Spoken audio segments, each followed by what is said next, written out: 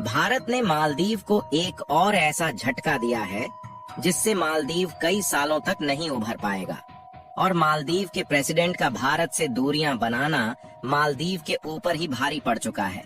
और भारत ने मालदीव को इस बार ऐसी जगह पर चोट पहुंचाई है वह कई सालों तक दर्द देने वाली है, क्योंकि अभी तक तो भारत के द्वारा मालदीव को एक्सपोर्ट होने वाले कुछ फूड प्रोडक्ट पर ही रोक लगाया गया था। लेकिन अब भारत की तरफ से मालदीव के खिलाफ एक ऐसा कदम उठाया जा चुका है जिससे मालदीव के राष्ट्रपति मोहम्मद मुइज्जू की रातों की नींद उड़ गई है। पूरी अपडेट क्या है इस वीडियो में समझते हैं, लेकिन वीडियो में आगे बढ़ने से पहले मालदीव के खिलाफ भारत के इस शानदार कदम के लिए वीडियो को एक लाइक करके चैनल को सब्सक्राइब जरूर कीजिएगा। देखिए, अब मालदीव ने चावल, दाल और गेहूं समेत सभी अनाजों को तुर्की से इंपोर्ट करने का फैसला ले लिया है। यहाँ तक कि तुर्की के द्वारा मालदीव में चावल, दाल और गेहूं का ट्रांसपोर्टेशन शुरू भी हो गया है। और जो भारत अभी तक मालदीव की मदद करता आया था उसको मालदीव तेजी के साथ भूलता जा रहा है।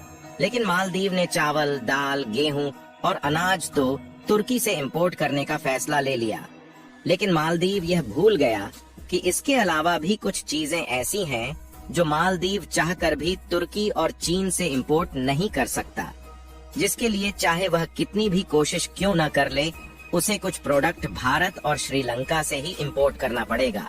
और मालदीव में इन्हीं प्रोडक्ट की रिक्वायरमेंट पड़ चुकी है, क्योंकि मालदीव ने अपने टूरिस्ट इंफ्रास्ट्रक्चर को बढ़ाने के लिए चीन से कर्जा तो ले लिया, लेकिन टूरिस्ट सेक्टर का इंफ्रास्ट्रक्चर तैयार करने के लिए जिन प्रोडक्ट की रिक्वायरमेंट पड़ रही है वह सभी भारत से ही अभी तक मालदीव में एक्सपोर्ट किया जा रहा था।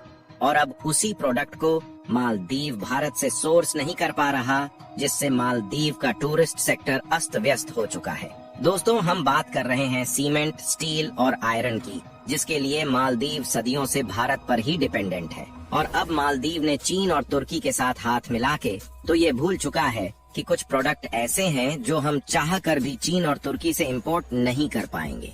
उसके लिए केवल भारत से ही मदद मांगना होगा। और अब मालदीव में सीमेंट, स्टील और आयरन की रिक्वायरमेंट पड़ चुकी है। मालदीव में जितने भी होटल और वाटर विला बने हुए दिखाई देते हैं ये सभी भारत के द्वारा एक्सपोर्ट किए गए सीमेंट की मदद से बनाए गए हैं।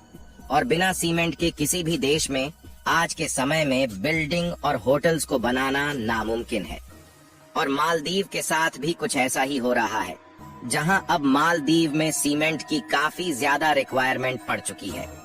और मालदीव चाहता है कि भारत ज्यादा से ज्यादा मात्रा में मालदीव को सीमेंट एक्सपोर्ट करें, लेकिन मालदीव ने जो भारत के खिलाफ अपने फैसले को लिया है उसका अंजाम तो अब भुगतना ही पड़ेगा।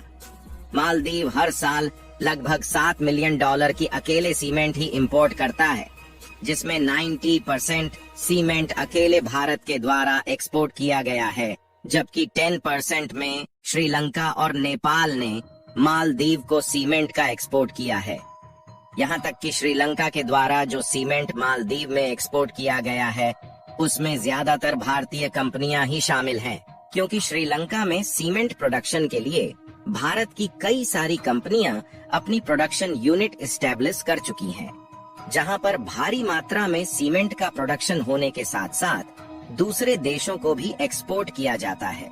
अगर पिछले एक साल में देखा जाए तो हमने करीब $103 मिलियन के सीमेंट को दूसरे देशों में एक्सपोर्ट किया है, जिसमें भारत के द्वारा सबसे ज्यादा श्रीलंका, नेपाल और बांग्लादेश को सीमेंट का निर्यात किया गया है।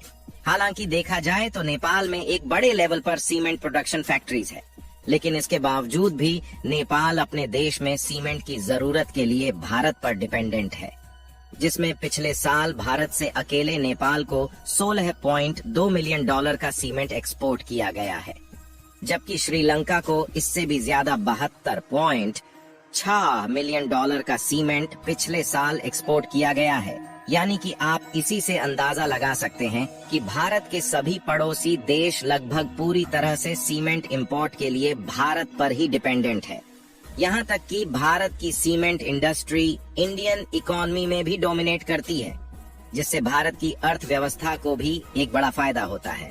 भारत के द्वारा दूसरे देशों में एक्सपोर्ट होने वाली सीमेंट कंपनियों में अल्ट्राटेक, एसईसी और डालमिया जैसी कंपनियों के सीमेंट शामिल है।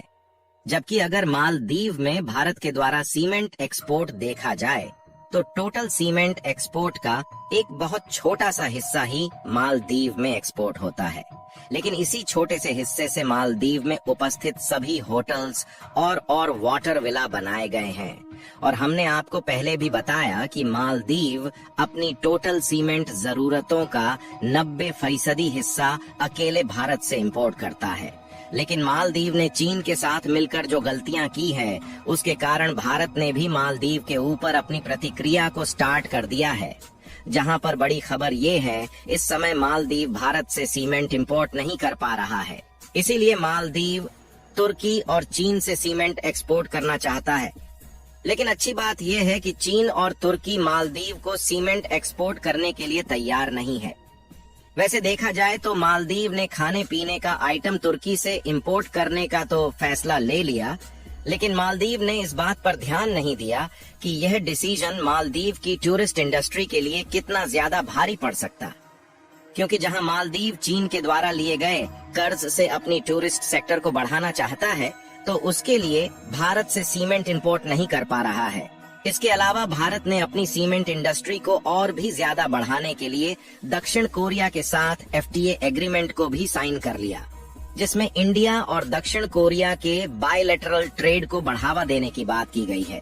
और इस FTA से भारत को काफी ज्यादा फायदा होने वाला है, क्योंकि इसके अलावा भारत ने साउथ कोरिया के अंदर अपने व्हीकल्स के एक्सपोर्ट को भी बढ़ाने जा रहा है। और आपको मालूम होगा कि इंडिया का ट्रांसपोर्टेशन मार्केट जिस तेजी के साथ बढ़ रहा है, उससे ग्लोबल मार्केट में भी अपनी जगह को बनाना शुरू कर दिया है, जिसके लिए टाटा ग्रुप ने ऑलरेडी एक बहुत बड़ी इन्वेस्टमेंट को पहले से ही शुरू कर दिया है। और इसके पहले भी भारत और साउथ कोरिया के ट्रेड रिलेशन काफी अच्छे रहे हैं, जिसमें हर साल हम लगभग $7.5 बिलियन के प्रोडक्ट एक्सपोर्ट करते हैं। यानी कि कुल मिलाकर एक तरफ जहां मालदीव छोटा सा देश होकर भारत को आंखें दिखा रहा है, वहीं भारत के साथ दुनिया के कई सारे देश अपने ट्रेड को और भी ज्यादा आगे बढ़ा रहे हैं, जिससे भारत ही नहीं, भारत के साथ बायलैटरल ट्रेड करने वाले कंट्री को भी फायदा हो रहा है। आपको बता दें कि इसके अलावा जब से भारतीय टूरिस्ट ने मालदीव जाना बंद किया है, उसके बाद से श्रीलंका की टूरिस्ट इंडस्ट्री मालदीव से भी आगे जा चुकी है। यानी कि मालदीव चारों तरफ से पिछड़ता जा रहा है। बाकी आप लोगों को क्या लगता है कि इतना सब होने के बावजूद भी मालदीव दोबारा से भारत से मदद मांगने की गुहार लगाएगा या नहीं? अपनी राय कमेंट में जरूर बताएं।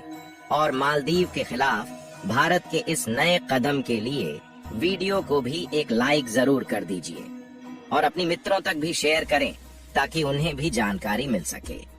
इसी तरह और भी नॉलेजेबल वीडियो देखने के लिए चैनल को सब्सक्राइब करके बेल नोटिफिकेशन को ऑल पर जरूर सेलेक्ट